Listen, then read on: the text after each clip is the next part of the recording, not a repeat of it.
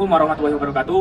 Kami dari kelompok kopi ingin mempersembahkan tentang komunikasi organisasi, yang mana ini tugas dari mata kuliah komunikasi penyuluhan pertanian dengan dosen pengampu Ibu Putih Wahyu Mulyani, SP MSc.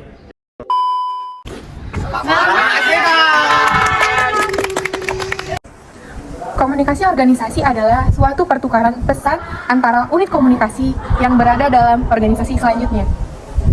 Menurut Urianto, komunikasi organisasi adalah suatu pengiriman atau penerimaan pesan yang berada dalam kelompok organisasi, baik itu kelompok formal maupun non-formal.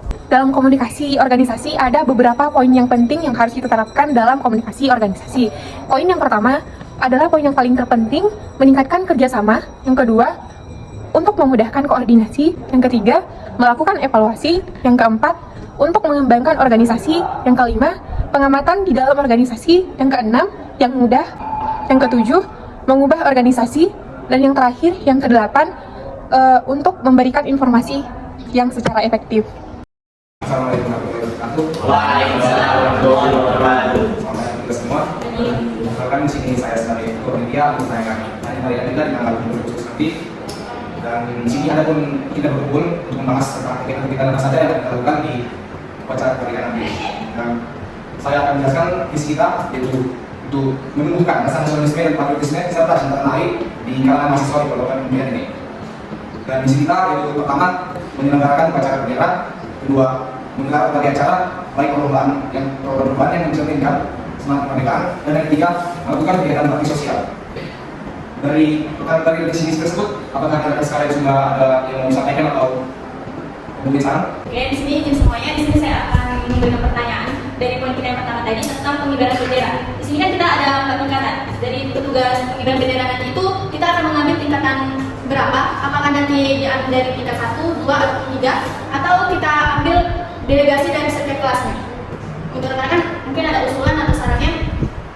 Izin memberikan pendapat. Kalau menurut saya untuk proses pengibaran bendera itu lebih baik dari pihak kedisiplinan aja, yaitu di Polbangdan kan ada namanya propos. Jadi mungkin dari pihak propos saja untuk melaksanakan proses pengibaran tersebut. Jadi semuanya, kalau saran saya, kita itu mengambil delegasi per kelas, yang mana yang pasti setiap kelas itu sudah ada yang berpengalaman dalam PBB. Jadi untuk pelatihan itu kita tuh tidak berlatih dari awal untuk materi dasar, karena mereka sudah paham. Setelah mendengar saran-saran dari rekan-rekan sekalian, saya dapat menyimpulkan bahwa untuk petugas upacara nanti kita dapat mengambil dari sebagai provos dan mahasiswa yang sudah seleksi dan berhak dan pantas untuk melakukan tugas tersebut. Jadi, apakah para rekan-rekan sekalian ada yang setuju atau setuju bisa berpendapat? Setuju. Kita yang kedua yaitu menggelar berbagai acara dan lomba yang mencerminkan semangat kemerdekaan. Apakah rekan-rekan sekalian punya saran dan pendapat? Izin semua saya memberikan saran untuk lomba yang mencerminkan semangat kemerdekaan itu seperti lomba paduan suara atau nyanyi lagu-lagu nasional dan daerah, di mana setiap kelas harus memiliki 1 orang minimal delegasi untuk mengikuti lomba tersebut. Dan untuk pemilihan lagunya sebaiknya lagu wajib yang akan diperlombakan dalam lomba tersebut untuk mencerminkan semangat kebangsaan. Izin semuanya, saran dari saya kita menamakan lomba itu lomba Polbatal. Karena kan di Polbangdan ini banyak kolam-kolam itu yang bisa kita gunakan untuk tempat acara lomba Polbatal tersebut. Dan itu tempat saya lomba yang sangat seru. Oke, baik. Tunggu, saya mau memberikan pertanyaan. Apakah nanti itu tidak ada risiko dari lomba tersebut? Karena kan itu kan nanti lomba ini kan air di bawahnya dan sudah disterilkan di bawahnya, tidak ada benda seperti kaca, mungkin tidak ada risiko-risiko yang sangat berbahaya. Bagaimana pendapat rekan yang lain? Mungkin akan ada lagi tambahan perlombaan untuk seru-seruan ya kan? Mungkin dari rekan kami ini memberikan saran lagi. Ya kalau tambahan perlombaan yang pasti di mana-mana itu pasti ada apa pinang yang terpecah. Ya, mungkin di sini bisa kita adakan seperti tahun-tahun sebelumnya. Mungkin rekan-rekan kalau ada tambahan lain, ya seperti lomba makan kerupuk, lomba largoni ya kan. Dan masih banyak lomba-lomba yang lain seru-seruan. Kalau yang lain ada saran lain? Izin menambahkan untuk acara lomba di acara kita nanti. Saran saya untuk lombanya itu ada tari tambang, karena menurut saya acara ini kayak ada yang kurang kalau nggak ada dilaksanakan itu.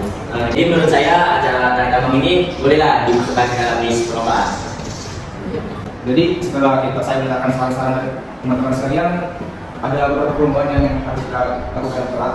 Satu dari teman mendadak yaitu vokal solo dari perwakilan antar kelas, dan dari Alif pukul bantal, dari Indra dari tambang, dan dari Vicky pajak pinang. Jadi itulah perubahan-perubahan yang akan kita lakukan nanti pada saat hari pemilihan nanti. Dari perubahan-perubahan tersebut, apakah rekan sekalian punya saran yang lain atau pendapat yang lain? Menurut saya, lomba-lomba tersebut yang sudah kita simpulkan ini sudah sangat cukup karena dengan keterbatasan waktu dan kegiatan kita di perlombaan ini. Apakah rekan sekalian setuju dengan pendapat tersebut? Setuju.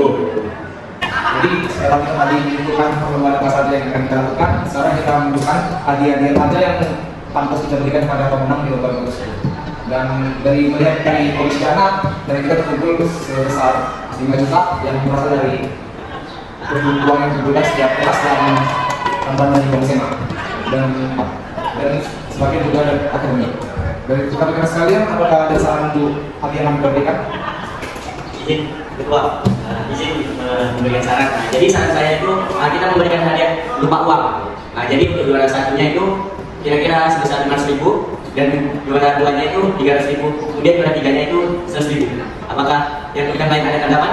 Izin ketua, izin rekan. Di sini saya ingin menangkap apa masukan dari Rizky Munde. Dia bilang untuk memberi uang pada orang yang memenang juara-juara tersebut. Menurut saya itu tidak logis, di mana kita aja susah mencari dana untuk lomba ini dan harus mengutip 5.000 per mahasiswa lomba. Menurut saya hadiahnya itu yang logis-logis saja yang bisa berguna untuk kita seperti alat tulis, buku yang murah, meriah, dan banyak agar semua bisa berbagi dengan rata. Misalnya kan satu kelompok bisa dapat buku, satu kelompok itu dapat buku satu mesin. Dapat satu orang tuh bisa dapat dua, dapat dua kan lebih berguna. Terima kasih. Izin tambahan, kalau kita hanya memberi seperti alat tulis, ini kan kegiatan kita semua happy gitu kan, kita capek gitu kan.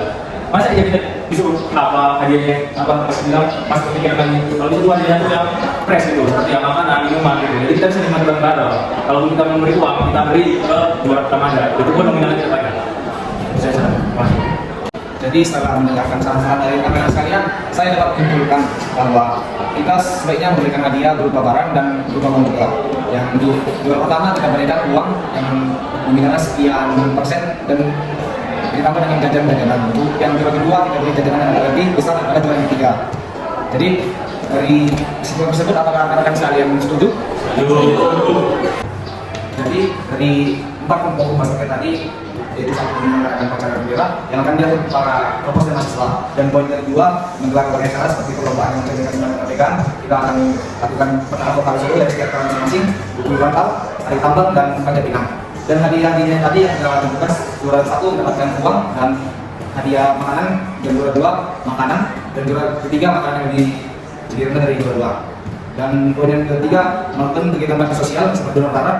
Ya, kita akan bekerjasama dengan tim kesehatan Kabupaten Medan dengan fasilitas kesehatan di luar, dan dari situ kita akan mengumumkannya kepada mahasiswa di Kabupaten Medan melalui apel malam di Kabupaten Medan dan melalui media sosial seperti status WA kita masing-masing dan Instagram kita.